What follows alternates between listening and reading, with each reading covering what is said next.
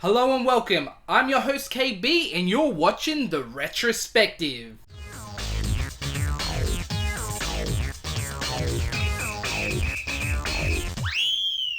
Creepy Crawlers started out as a toy line released in 1964. It was released by Thingmaker, who was then a subsidiary of Mattel. Since its original release, it has gone on to have multiple re-releases, including big license crossovers, the last of which was released in 2012. You creepin'? Oh, I'm so creepin' and crawling. Creepin' Creepy Crawlers! To be perfectly honest, the toy line was never really that exciting. It just featured different molds of various forms of bugs or creepy crawlies that you would fill with plaster goop, otherwise known as just goop.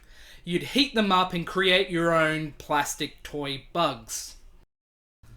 I was never really interested in the creepy crawly toy line. Instead, I was more interested in the Dr. Dreadful Food Lab, which featured a similar type of concept except you could make edible bugs.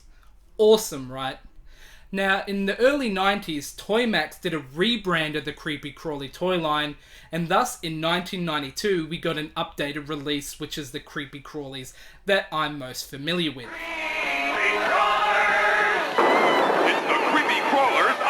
The Creepy Crawler Super Oven!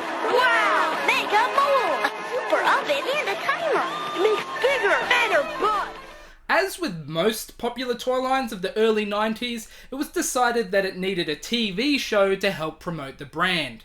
That's why in 1994, with the help of Saban Entertainment, 23 episodes were produced of the brand new Creepy Crawlers animated TV series. Now, as I mentioned, I wasn't a fan of the toy line as a kid, but the show did grab my attention. It focused on a teenage protagonist named Chris, who discovers our heroes, the Goop Mandos. Whoa! Did anyone get the number of that moonbeam? Who's there? Here, I'll throw some light on the subject, amigo. Ah! Big, huge bugs! Chris and the Goop Mandos join forces to fight off the evil Professor Guggenheim, who along with his band of misfit bad guys, use the Magic Maker to create some ghoulish creatures in an attempt to take over the world. Perfect. With these three creepy crawler goop mandos, I finally have the tools to destroy my enemies. No one in the world can stand against me now. I enjoyed most aspects of the show. The voice acting was great, featuring stars such as Cam Clark, who voiced Leonardo in the original Ninja Turtle series. It featured awesome music, and the visuals were nice, and overall the production was really good. The stars, in my opinion, were the Goop Mandos, who were the heroes of the series, and they all had distinctive looks and abilities and personalities which really grabbed a kid's attention. We should have known old Guggenheim was behind this breakout. We really got a hedge for this time. We're gonna have to split up. All for one and one for all. Let's move on out. Let's creepy crawl. They also have wacky yet fun names like Hocus Locus, Commantis, and Fire Eyes, which to me feel definitively 90s. They also added a dynamic where each Goop Mando had an hourglass type feature in their torso, which housed a goop that was essentially their life force. As their missions went on, they'd be in danger of losing their power and were forced to hang upside down to recharge. Now, how this makes any sense, I don't really know. But as a kid, I thought it was cool, and it has remained one of my most memorable features of the show. I don't get it. What's wrong with you guys? I guess we lost our powers. Yeah, I feel like I'm running on empty. Weird. The goop in your stomach is dripping back the other way.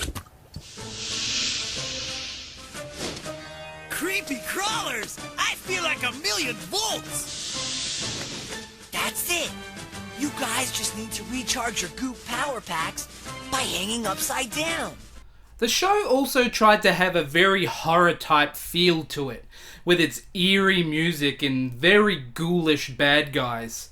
But the overall colourfulness of it and the goofiness of our main characters really throw off any horror vibe that the TV show had. Speaking of the theme song, it was pretty cool for the time, so check it out.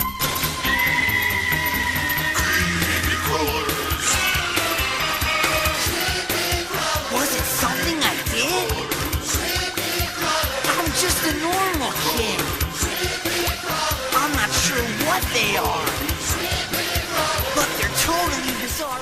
Other than the brand recognition and the creepy crawler name, I don't really feel the TV show did anything to promote the toy line. The only thing that was featured in the toy line and the show was the Magic Maker, which isn't even a character, and all the characters featured in the show were created specifically for the show. This lack of source material made the premise feel really forced, and the storylines evidently were very thin. This overall is a problem for any shows which were based on a toy line. Ironically, the toys I most remember from this creepy crawlers era were the action figures, which were a toy line based off of the show based off a toy line? Confusing, right? So while I think it's likely that we'll see a rebrand of the toy line, I think the idea that we'd ever see another Creepy Crawlers TV series is highly unlikely, with the idea of a 30-minute animated TV commercial being a thing of the past. What are you guys doing? Just a little exotic stargazing. Has anyone seen Arnold yet? How about Madonna? Jerry Lewis? I doubt this is a candidate for DVD release, and there is the odd VHS tape out there, but if you want to watch the series, you're going to have to stick to watching it online.